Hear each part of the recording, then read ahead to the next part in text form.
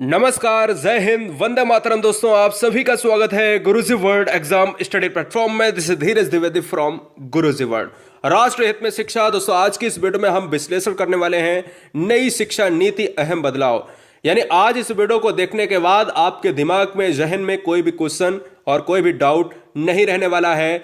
देखते हैं इस नीति से हमारे शिक्षा क्षेत्र में क्या बदलाव आया है, क्या शिक्षक से लेकर एक छात्र तक असर क्या पड़ा है, वो हम पूरी तरीके से आपको ग्राफिकल समझाने वाले हैं। चलते स्टार्ट करते हैं। इसमें अहम 3 मुद्दे बहुत इंपॉर्टेंट हैं जिसको हमारे शिक्षा विभाग ने चेंज किया है।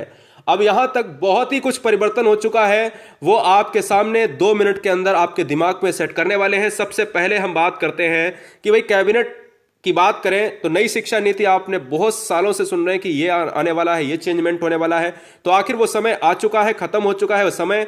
और 34 साल बाद आपने देखा है कि न्यू पॉलिसी, जो न्यू एजुकेशन पॉलिसी यहां पर 2020 आ चुकी है। अब इसमें बदलाव बहुत सारे हुए हैं। बदलाव में क्या खास बातें हैं, सबसे पहले हम 3 मुद्दों की बात कर लेते हैं कि 34 साल बाद शिक्षा नीति में बदलाव हुआ है और यहां पर 10वीं बोर्ड को अब खत्म कर दिया गया है, एमफिल भी बंद होगा। ये 3 हमारी हेडलाइट हैं। यानी हम कह सकते हैं कि मानव संसाधन मंत्रालय अब होगा शिक्षा मंत्रालय, यानी मानव संसाधन मंत्रालय भी अब पूरी तरीके से शिक्षा मंत्रालय में कन्वर्ट हो गया है।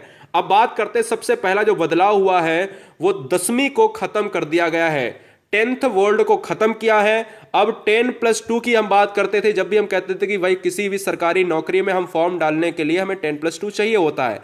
तो सिंपल सी बात सुनिएगा कि अब 10+ यहां पर 2 खत्म करके, यानी 12वीं को खत्म करके क्या कर दिया गया है, 5, 3, 3, 4 के पैटर्न पर डिवाइड कर दिया गया है। मतलब क्या है इसका कि 10 से लेकर उसके पहले का जो समय है, यानी कक्षा 9 से लेकर कक्षा 12 तक जो 4 साल का समय है, उसमें इस बच्चा सेमेस्टर पढ़ाई करेगा। मतलब अब कोई भी बच्चा कोई भी स्ट्रीम को ले सकता है, चाहे 12वीं का बच्चा आर्ट का लेना चाहे, भैया मैथ लेना चाहे बायोलॉजी वाला मैथ पढ़ना चाहे। इसलिए पहले हम ये क्या करते थे, कक्षा 12 के बाद हम स्ट्रीम चेंज करते थे कि भाई हमें बायोलॉजी लेना है या मैथ लेना है। तो अब ऐसी कोई भी बात नहीं है, कोई भी बच्चा ले सकता है, कुछ भी ले सकता है, वो अपने मन पसंद का विषय ले सकता है। क्लियर हुआ, देसी भाषा में समझाया है। अब चलूंगा, बात करते हैं, सबसे पहले कुछ हेडिंग पॉइंट की बात करें।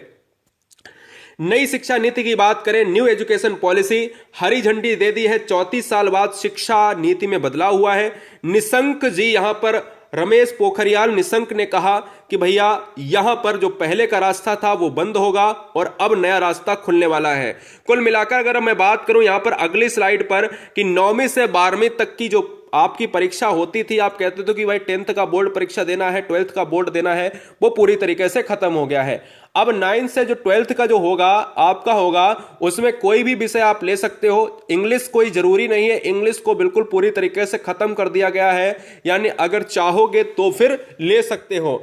और यहां तक कि बहुत सारे ऑप्शंस खोल दिए गए हैं जो मैं आगे यहां पर स्लाइड में बताने वाला हूं। तो सेमेस्टर एग्जाम्स में आपको देना होगा परीक्षा, यानी 4 साल आपको सेमेस्टर से गुजारने पड़ेंगे। अब बात आती है यहां पर अहम बदलाव। नई शिक्षा नीति के तहत अहम बदलाव में 5वीं तक के जो छात्र होंगे उनकी तो भैया बल्ले बल्ले है, यानी उनको खेल कूद में सिखाया जाएगा। जो कक्षा 5 तक के बच्चों पे ज्यादा प्रेशर दिया जाता था, अब उनको क्या है, उनको खेल माध्यम से मातृभाषा में, स्थानीय भाषा में, राष्ट्रभाषा में ही पढ़ाया जाएगा। ये छोटे बच्चे 5वीं तक के बच्चों के लिए है। इसके अलावा जो हम नेक्स्ट स्लाइड में बात करने वाले हैं कि भैया बाकी के विषय, अब देखिएगा यहां पर बात करते हैं। यहां पर अगर हम बात करें अंग्रेजी ही क्यों ना हो, देखिएगा अंग्रेजी पर कोई भी जोर नहीं दिया गया है। हर कोई बच्चा कोई भी स्ट्रीम ले सकता है। 9वीं से 12वीं क्लास तक की सेमेस्टर में परीक्षा होगी। हमने बताया आपको फार्मूला 10+2 की जगह पर कर दिया गया है, 5, 3, 3, 4 में कर दिया गया है।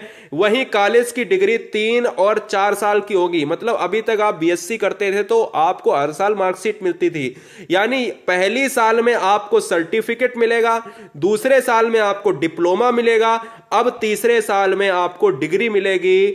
अब यह भी अहम बदलाव है। अब बात करते हैं, बहुत ही जबरदस्त स्लाइड में कहता है कि अब मनपसंद आप विषय चुन सकोगे। स्कूल से स्ट्रीम सिस्टम को खत्म किया है। अब आप कला वाला बच्चा, बायोलॉजी वाला बच्चा की बात करता था, कहता था कि 10th 11th 12th के बाद हम क्या करेंगे। हम कहते थे सर कि भाई हम आर्ट लेंगे, तो आर्ट वाले के लिए यह विषय था, वो मैथ नहीं ले सकता था। हम कहते थे कि बायोलॉजी वाला बच्चा मैथ नहीं ले सकता था, या मैथ वाला बच्चा कह सकते थे कि बायोलॉजी ले सकता है क्या। हम कहते थे कहीं ना कहीं बाउंडेशन था। अब स्कूलों से स्ट्रीम सिस्टम को खत्म किया गया है और हम कह सकते हैं कि कोई भी बच्चा किसी भी तरीके का सब्जेक्ट ले सकता है, क्योंकि सेमेस्टर मात्र बना दिया है। कोई भी बच्चा कुछ भी ले सकता है, ये एक लागू नई शिक्षा नीति में कर दिया गया है। अब मैंने कह दिया कि भाई चुन सकेंगे मनपसंद के विषय। आर्ट्स का छात्र अगर बायोलॉजी की पढ़ाई करना चाहता है तो वो पढ़ाई कर सकेगा। आर्ट में कोई जरूरी नहीं है कि कोई बच्चा अगर यहां पर यूपीएससी की तैयारी करना चाहता है तो बच्चा अगर ज्योग्राफी लेना चाहता है वो ज्योग्राफी ले सकता है। मैथ का बच्चा अगर यहां पर ज्योग्राफी लेना चाहता है, हिस्ट्री लेना चाहता है तो ले सकता है। यहां पर कोई भी बाउंडेशन नहीं होगा, समझ रहे ना। बायोलॉजी वाला बच्चा मैथ लेना चाहता है, ले सकता है, वहां पर एक अलग सिस्टम को अपनाना होगा। सिंपल सी बात समझिएगा। अब बात आती है यहां पर नेक्स्ट स्लाइड में। नेक्स्ट स्लाइड में हमारी जो है यहां पर क्या बदलाव आते हैं इनको भी देख लेते हैं। कक्षा 6 से सीख सकेंगे कंप्यूटर कोडिंग, यानी कंप्यूटर सिस्टम को हम अच्छी तरीके से यहां पर शिक्षा नीति में जो बदलाव किया गया है।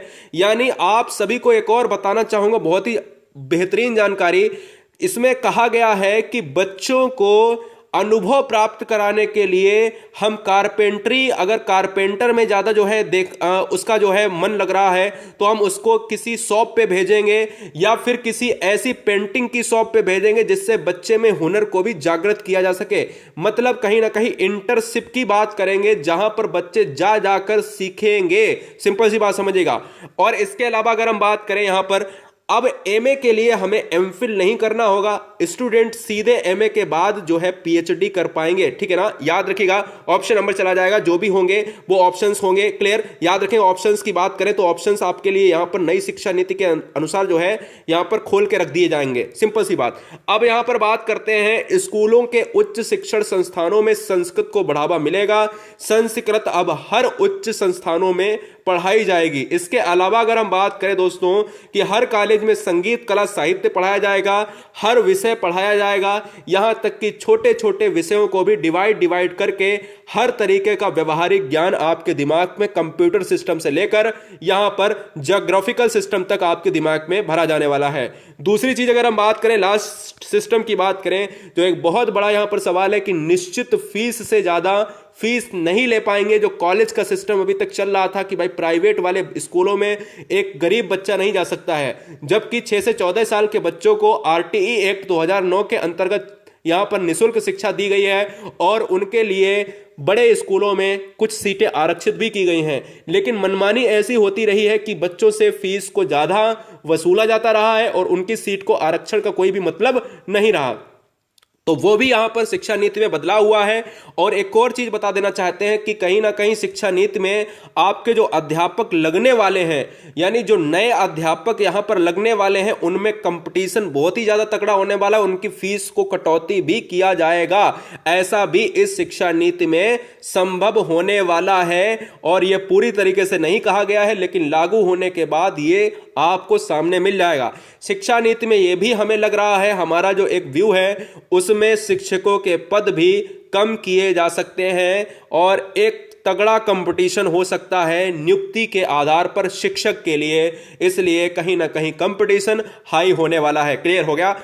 तो दोस्तों कैसी लगी ये वीडियो? पूरा विश्लेषण आपके सामने रखा है, हमें जरूर बताएं। अपने दोस्तों को शेयर जरूर करें।